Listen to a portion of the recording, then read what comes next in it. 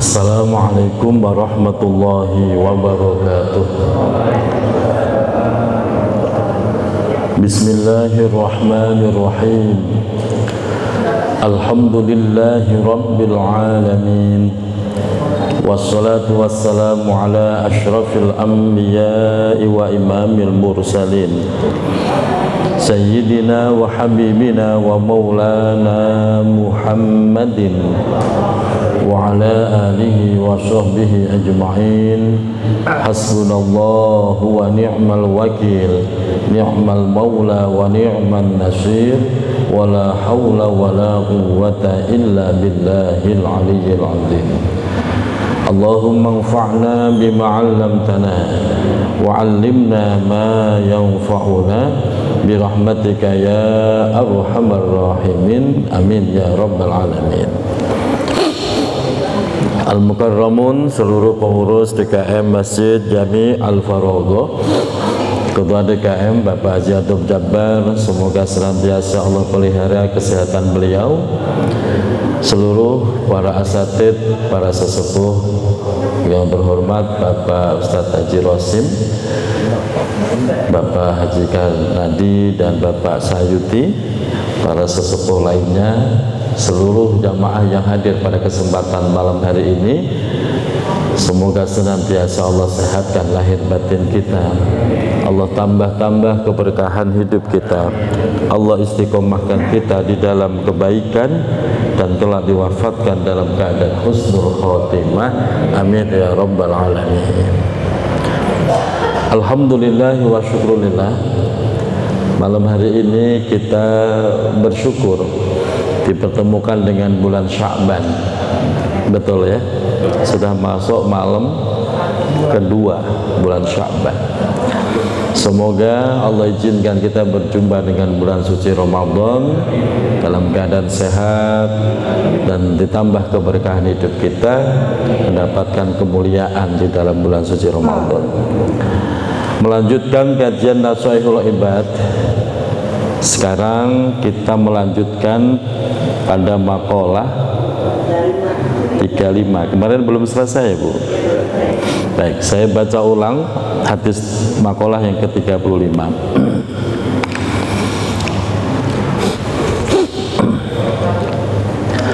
Bismillahirrahmanirrahim. Wal maqalatul khamisatu wassalasuna. Makalah atau nasihat yang ke-35. An Aliyin, datangnya dari sahabat Ali radhiyallahu anhu, semoga Allah selalu meridhoinya. Wa karrama wajhah, dan semoga Allah memuliakan wajahnya. Nasihat Sayyidina Ali, inna ashabal a'mali arba'u khisalin. Sesungguhnya perbuatan yang paling sulit adalah ketika berada di dalam 4 kondisi. Yang pertama,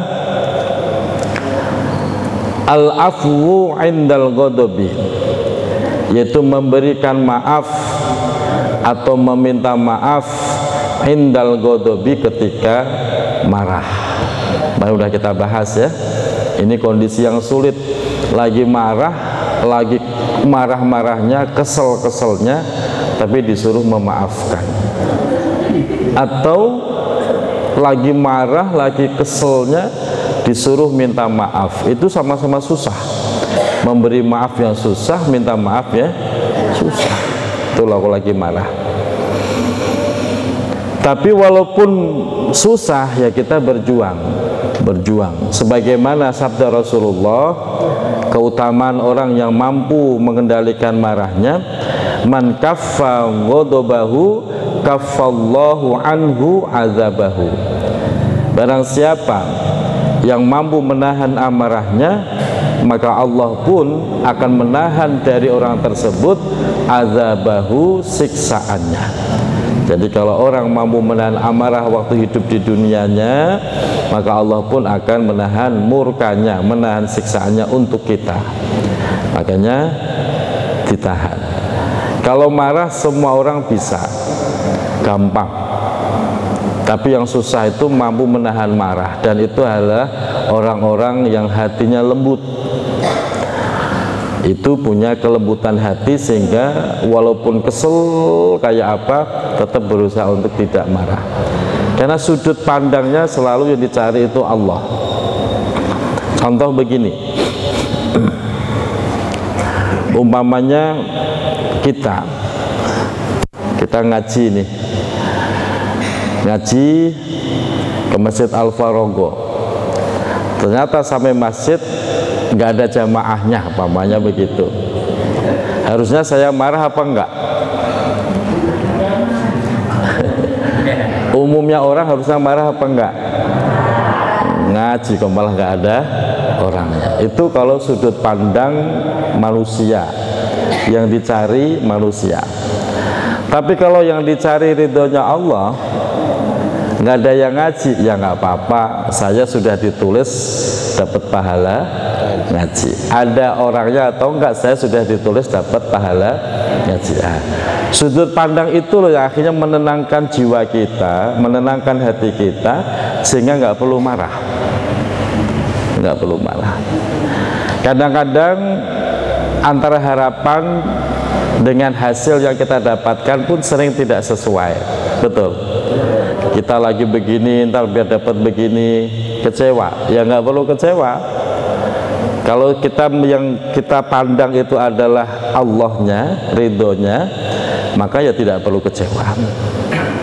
Kayak segini, sekarang udah mulai santri itu.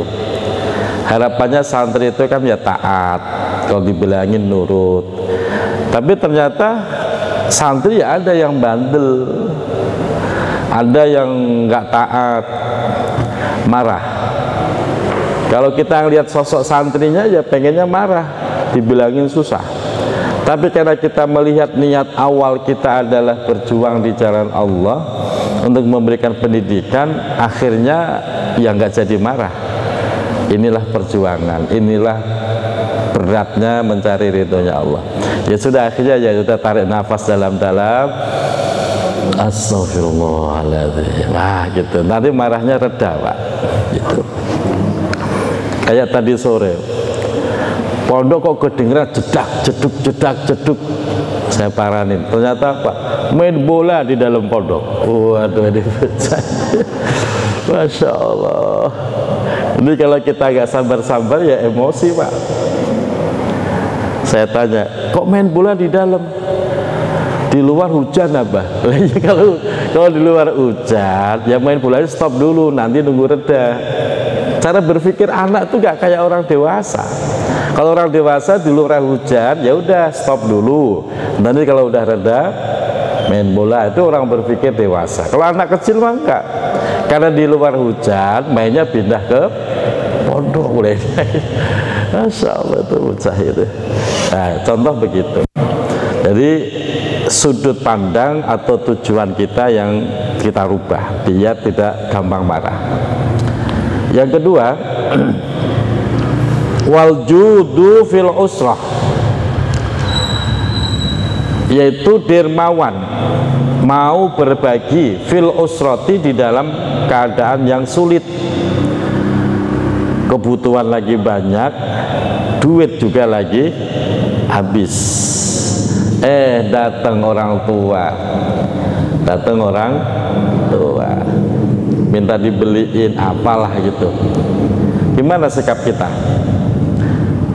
Menolak, jujur ngatain apa adanya, atau pura-pura punya duit? Yang bagus gimana? Yang bagus gimana? Yang bagus bukannya. Yang bagus ya pura-pura punya duit. Ini kalau udah urusan sama orang tua, jangan malah curhat. Orang tua lagi butuh duit malah dicurhatin. Orang tua pulang manyun Pak. Jangan malah curhat. Orang tua mau curhatin, ini udah 2 hari maaf bla bla bla bla. Orang tua jadi nangis sendiri Bang. Jangan. Kalau udah urusan orang tua, pura-pura punya duit itu lebih mulia. Kalau perlu ngutang nggak apa-apa demi orang tua. ya, demi untuk diri sendiri tahan dulu gitu loh Pak. Atau terhadap orang lain lagi kondisi memang saking nggak ada, tahu-tahu ada orang lain datang, atau mungkin sumbangan tarikan masjid, bagaimana sikap kita? Masih mampu berbagi walaupun dengan segala kepayahan yang ada, itu yang sulit, tapi itu mulia sekali, sehingga nominal dengan nilai itu tidak bisa disamakan. Ketika orang itu lagi banyak duit, sedekah berapapun, 1 juta umpamanya, dibandingkan orang yang lagi enggak megang duit sama sekali, 1 juta cuma 10.000, infak cuma 10.000, itu pun maksain jatah buat beli bumbu besok pagi itu kan, disedekain 10.000. Kira-kira nilainya bagusan mana, 1 juta apa 10.000? Nilainya bagusan 10.000 Pak, karena nilai perjuangan untuk ngeluarin 10.000 itu berat sekali. Makanya tetap bisa sedekah walaupun secara nominal kecil, nggak apa-apa, justru itu nanti menjadi nilai yang besar di hadapan Allah, karena kondisi kita memang lagi sulit. Jadi tidak ada alasan untuk tidak berbagi ya, terus berbagi walaupun dalam kondisi apapun. Kan itulah yang sering saya sampaikan, ciri khas orang takwa yang menjadi khas banget. Ciri takwa itu banyak Bu, Pak, di Al-Quran, di hadis, ciri orang bertakwa itu banyak sekali ciri-cirinya, tapi yang paling khas adalah selalu mampu berbagi, fid-dharra'i was-sarra'i, fis-sarra'i wad-dharra', baik dalam keadaan lapang ataupun dalam keadaan sempit, selalu bisa, selalu ada, dan selalu berusaha untuk bisa. Itu yang menjadi khas orang takwa di situ Pak. Kalau yang lain-lain itu mudah, tapi yang urusan berbagi itu susah sekali. Makanya di sini kata Sayyidina Ali, memang sulit, tapi kalau bisa melakukan itu pahalanya akan dilipat-lipatkan ganda. Selanjutnya, wal iffatu fil khalwati. Wal iffatu mampu menjaga diri, menjaga kehormatan, fil khalwati di dalam kondisi yang sepi, lagi sepi, dua-duaan, tempat yang sepi, nggak ada orang yang lihat, tapi masih mampu menahan diri, menjaga kehormatan. Itu luar biasa, sulit tapi luar biasa. Om Rio umpamanya, umpamanya diuji orang, diuji di tempat yang sepi, berdua sama perempuan yang sangat cantik itu ya, nggak ada siapa-siapa, tapi Om Rio masih mau bertahan, astagfirullahaladzim, astagfirullahaladzim gitu ya. Nah itu luar biasa itu, tapi susah ya, kira-kira bisa apa enggak gitu kan, berat tapi harus bisa. Nabi Yusuf aja hampir-hampir nggak sanggup. Walaqad hammat bihi wa hamma biha. Nabi Yusuf ya, tadinya sama-sama senang dengan kondisi itu, cuman karena ditolong oleh Allah, diselamatkan Allah, Nabi Yusuf selamat tuh dari fitnah perempuan yaitu Zulaikha. Makanya kalau bapak roman-romannya kurang tebel, imannya kurang kuat, jangan sekali-kali dua-duaan nama perempuan di tempat yang sepi. Kenapa? Setannya itu luar biasa ganas Pak ya. Nah, kalau rame-rame gini kan aman, tapi kalau udah dua-duaan, Masya Allah, saya tuh sampai merinding. Kemarin sore ada salah satu jamaah saya tuh nggak pernah nyangka, ternyata dia punya masa lalu yang kelam sekali. Tidak saya sebutkan namanya biar nggak gibah. Saat ini mah nggak ada yang tahu, dia ada khusyuk, rajin luar biasa. Ternyata kata dia, ini bentuk taubat saya Kiai, mohon doanya biar istiqomah. Maksudnya tobat gimana? Saya pancing begitu cerita. dia punya masa lalu yang sangat kelam, yaitu jatuh dalam perzinaan. Nah, makanya hati-hati, jangan pernah dua-duaan di tempat yang sepi. Kalau roman-romannya iman kita nggak kuat. Karena godaan terbesar itu adalah perempuan. Perempuan juga sama, godaan terbesar ya laki-laki. Baru yang kedua harta. Makanya mau kaya mau miskin, kalau udah digoda perempuan Pak, susah untuk keluar. Susah untuk keluar. Rumah tangga pecah berantakan gara-gara will apa? Wanita gitu.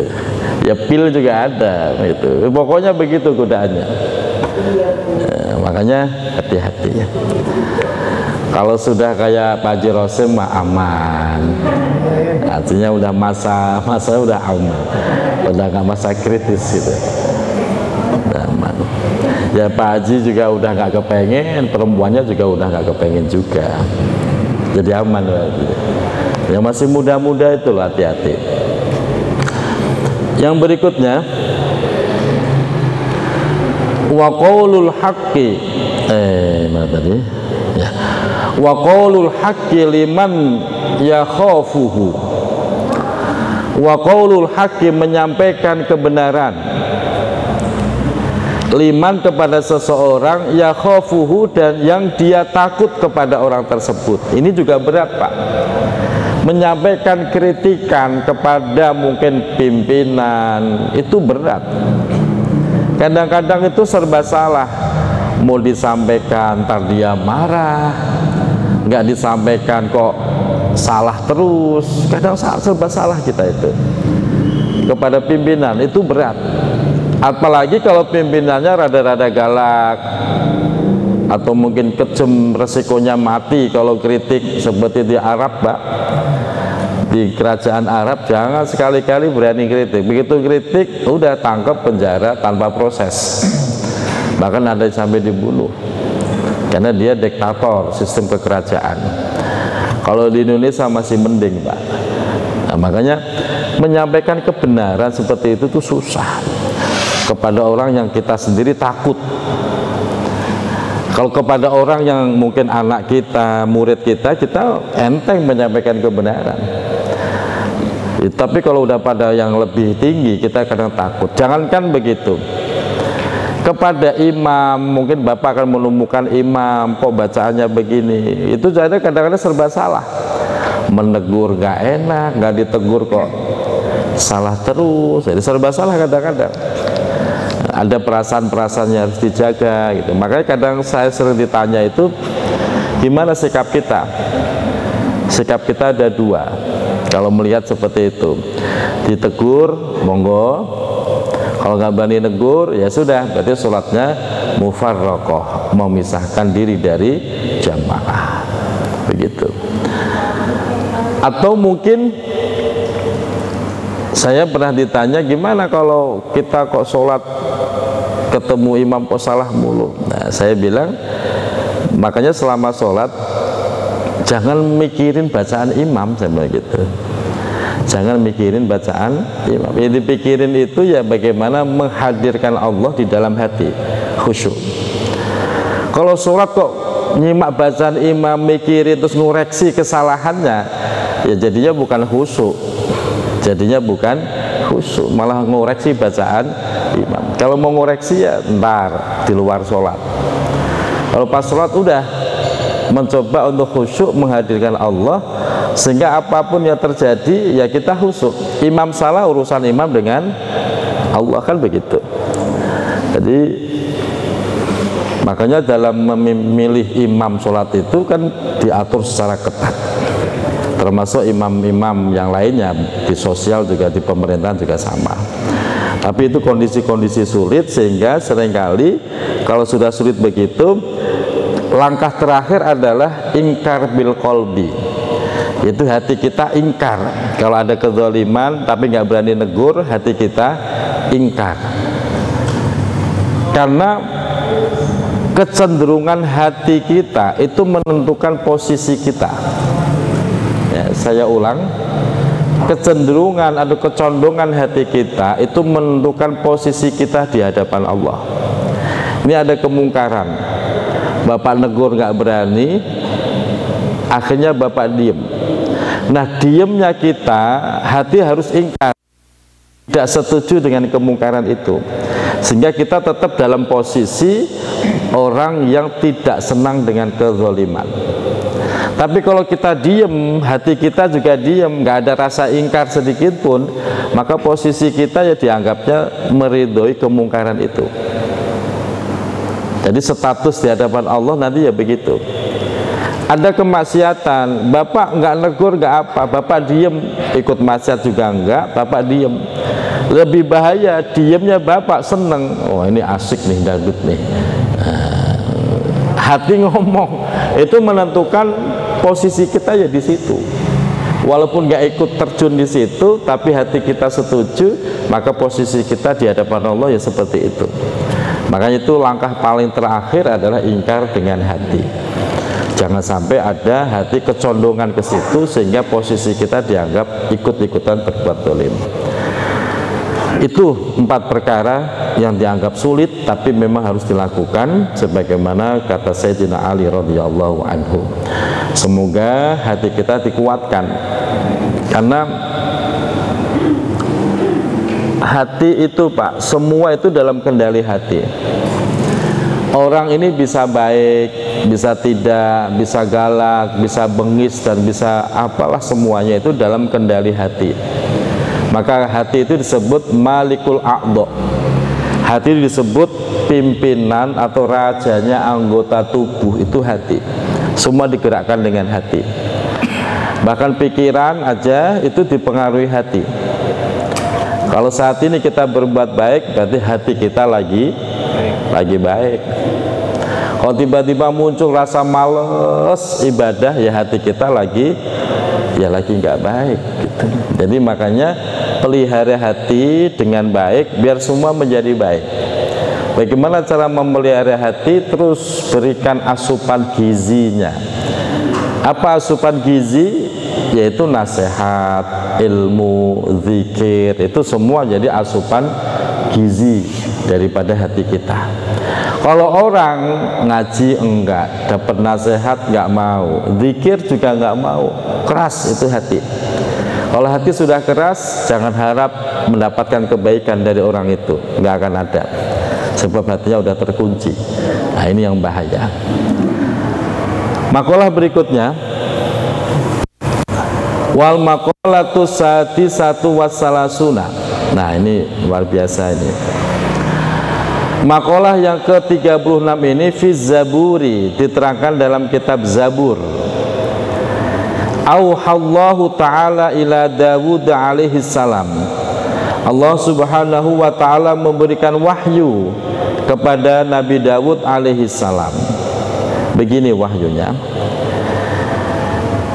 Innal aqilal hakima la yahlu min arba'i sa'atin. Innal aqil, sesungguhnya orang yang berakal. Ibu berakal, bapak. Al hakima, yang sempurna, yang berakal sempurna. La yahlu, tidak akan sepi, tidak akan hilang, tidak akan kelewatan min arba'i sa'atin, dari 4 waktu atau 4 kesempatan. Jadi orang yang ngaku akalnya sempurna, pasti dia akan melakukan 4 waktu, 4 kesempatan ini di dalam hidupnya. Apa itu? 1, sa'atun yunaji fiha rabbah. 1, sa'atun, dia punya waktu yunaji, untuk berbisik, bermesraan, fiha, di dalam waktu tersebut, Rabbahu, dengan Tuhannya. Rabbahu, dengan Tuhannya. Itu orang yang berakal sempurna, selalu punya waktu untuk berdua-duaan dengan Allah, bermesraan dengan Allah, berbisik dengan Allah di tengah malam yang sepi, orang-orang pada pules, Bapak Ibu bangun, wudhu, sholat, tahajud, di situ Bapak Ibu zikir seorang diri, asik dengan Allah. Nah, itu namanya orang yang berakal sempurna, selalu punya waktu untuk berdua-duaan, bermesraan dengan Allah. Nah, ini udah punya belum? Sudah dilakukan belum? Wih.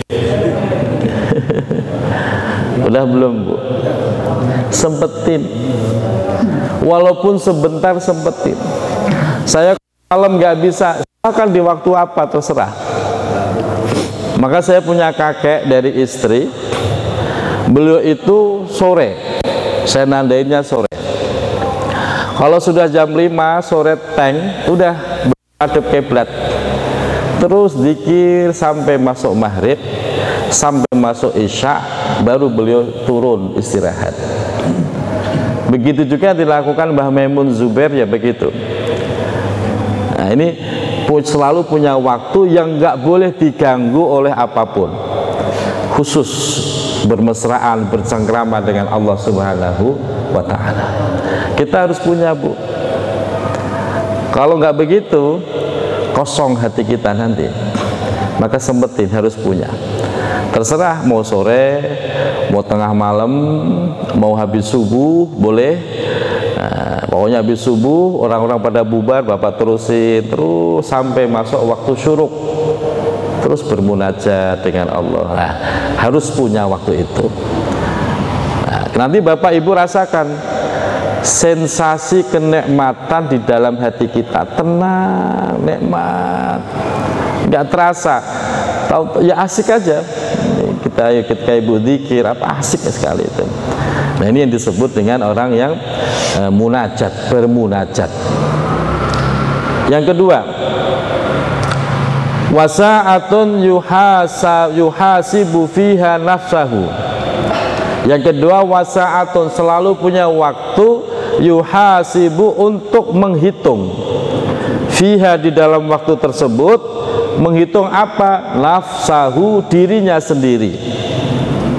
Selalu punya waktu untuk bermuhasabah. Bukan kok sibuk ngitung orang lain, tapi dia punya waktu untuk menghitung, saya ini sudah benar apa belum, seharian ini yang saya lakukan apa, nyakitin orang apa enggak, zalim apa enggak, halal haramnya bagaimana. Selalu punya waktu untuk bermuhasabah. Sudah punya belum? Sudah pernah dilakukan belum? Selama ini ngapain, Pak? Lakukan, Pak. Yang paling bagus pas mau tidur tuh. Pas mau tidur, Bapak udah siap mau tidur, udah baca doa segala macam, Bapak muhasabah. Seharian ini saya ngapain dari bangun tidur sampai mau tidur? Ngapain? Hitung tuh. Kalau ada salah, istighfar, astagfirullahaladzim. Kalau ada baik, alhamdulillah, semoga Allah istiqomahkan. Hitung tuh, Pak. Muhasabah, penting itu, Pak.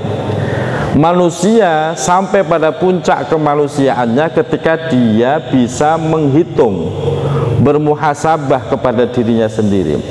Bukan kok pandai menghitung aib orang lain, tapi nggak pandai menghitung aib sendiri. Kebanyakan kan begitu. Gajah di seberang kelihatan, terus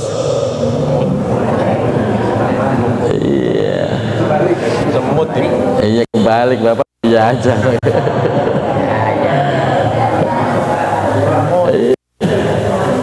Walaupun itu jauh, tapi kalau aib orang keendus juga, Pak. Tahu aja itu. Tapi aib sendiri, pelupuk mata, nggak sadar itu orang. Kebanyakan tuh begitu. Makanya biar kita tetap menjadi manusia, yang sebenarnya adalah selalu punya waktu untuk bermuhasabah. Sadar bahwa kita itu manusia yang tidak sempurna, sadar bahwa kita itu bisa salah, nggak selalu benar, sadar bahwa kita itu banyak kelemahan, perlu untuk sombong dan seterusnya. Itu akan melahirkan sifat-sifat mulia, tawadhu, rendah hati dan seterusnya kalau sering-sering bermuhasabah. Kalau enggak, yang ada ya angkuh, sombong, yang ada begitu, Pak. Merasa di mana-mana dimuliakan, kemana-mana selalu disambut orang banyak. Nah, itu kalau nggak pernah muhasabah, udah angkuh aja. Makanya penting punya waktu untuk bermuhasabah. Saya punya jamaah orang Cinere, Pak. Itu indah sekali, Pak.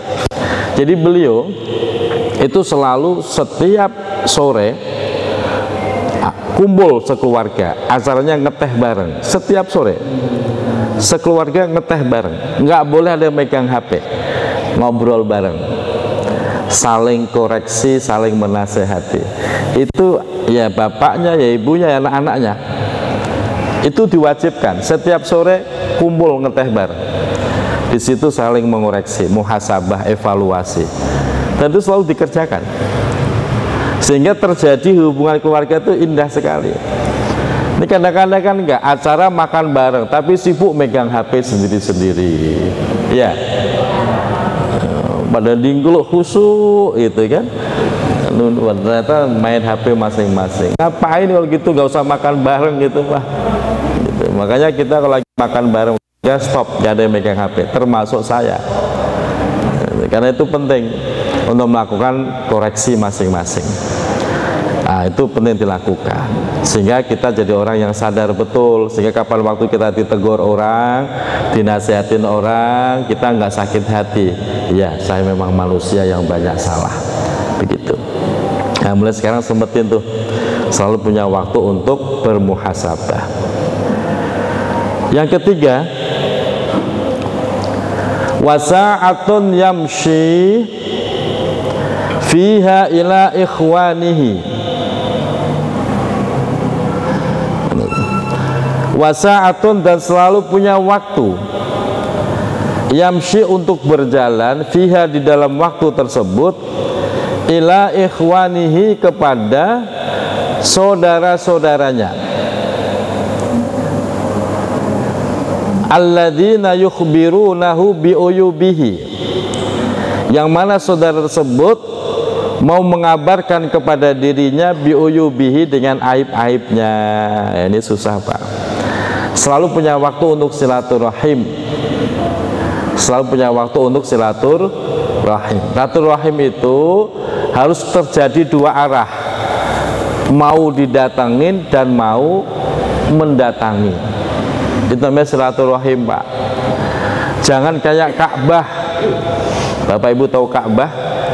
Ka'bah itu maunya didatengin, bukan kok mendatangi.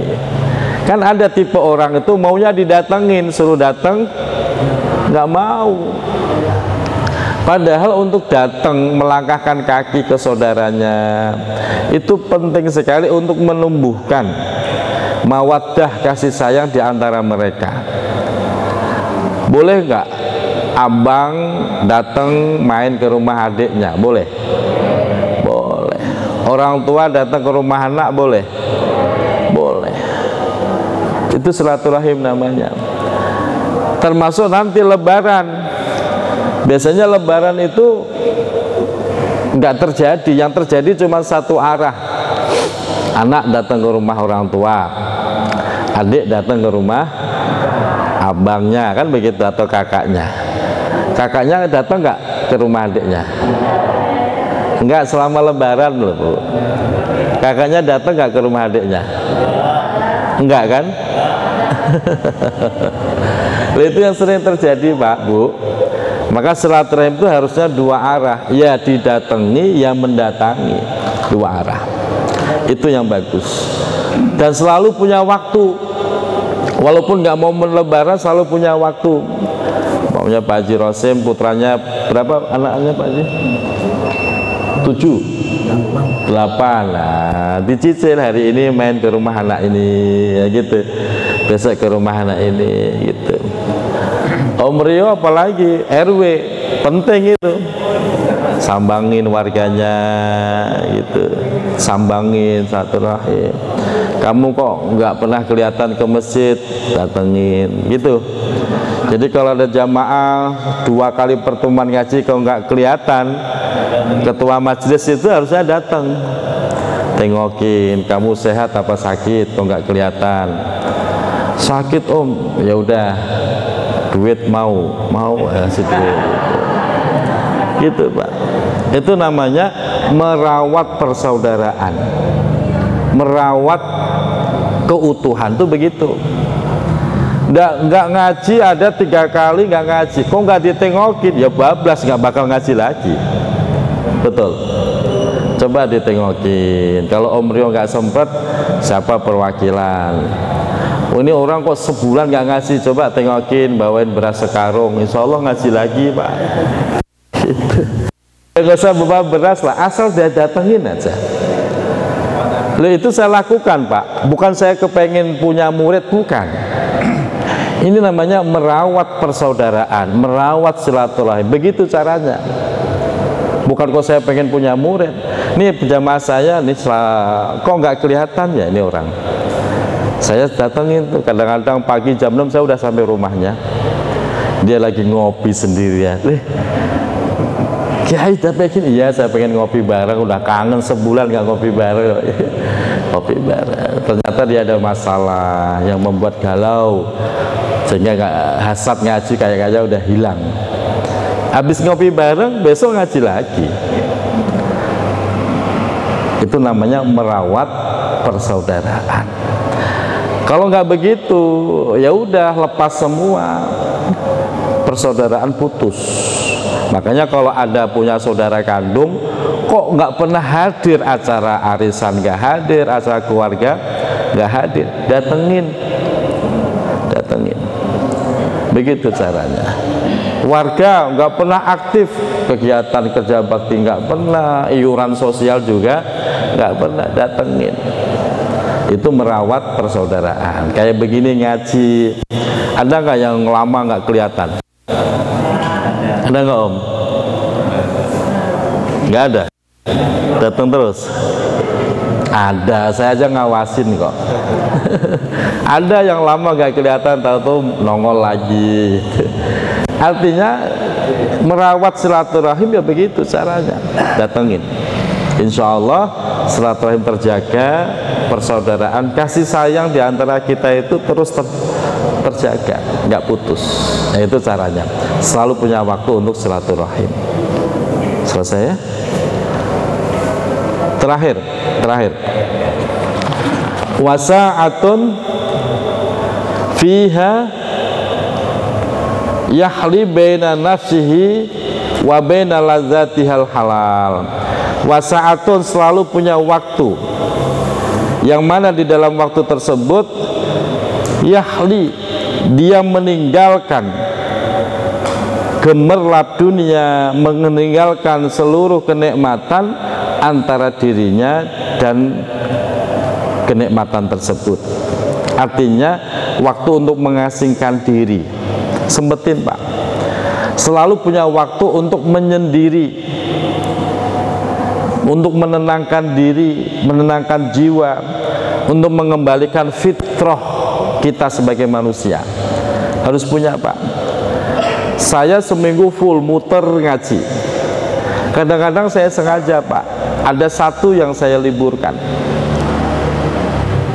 Untuk apa? Saya menenangkan diri, biar saya sadar betul langkah saya ini udah bener atau kebablasan. Itu penting itu Pak. Kadang-kadang saya naik ke lantai 4 pondok sendirian di situ. Jam 11, karena setengah 12 malam di atas. Di lantai pondok lantai 4 tuh indah banget tuh pemandangannya itu. Sendirian di situ. Ya cukuplah setengah jam, 1 jam cukup untuk menenangkan diri, mengembalikan yang tadinya kita mungkin down, biar semangatnya tumbuh, yang mungkin kita selama ini kadang-kadang begini loh Pak, kebaikan kita yang terus menerus kadang-kadang itu ditumpangi oleh nafsu-nafsu yang kita tidak sadari. Kelihatannya istiqomah, ternyata enggak, kepengen dipuji orang. Itu kan ditumpangi nafsu namanya. Kadang-kadang itu enggak terasa, maka kita butuh menyendiri, menenangkan hati, menenangkan jiwa, biar kita menemukan kesalahan kita di mana, seharusnya kita bagaimana. Tenang. Nah, penting itu. Tapi jangan lama-lama ya, menyendiri seminggu enggak keluar kamar. Wah, itu mah bukan yang baik, itu malah bahaya itu. Sesekali ibu perlu menenangkan diri, saya udah bener belum jadi istri ya, nah gitu, saya udah bener belum ya jadi seorang ibu. Bapaknya juga begitu, menyendiri, tanya pada diri sendiri, saya jadi suami udah bener belum, saya jadi bapak udah membanggakan anak saya belum. Itu penting Pak, selalu punya waktu untuk menyendiri, jangan dihabiskan untuk rame-rame terus, biar kita menemukan fitrah kita sebagai manusia itu apa sih. Nah itu, biar nggak keluar dari relnya. Demikian, semoga bermanfaat. Mohon maaf lahir batin. Assalamualaikum warahmatullahi wabarakatuh.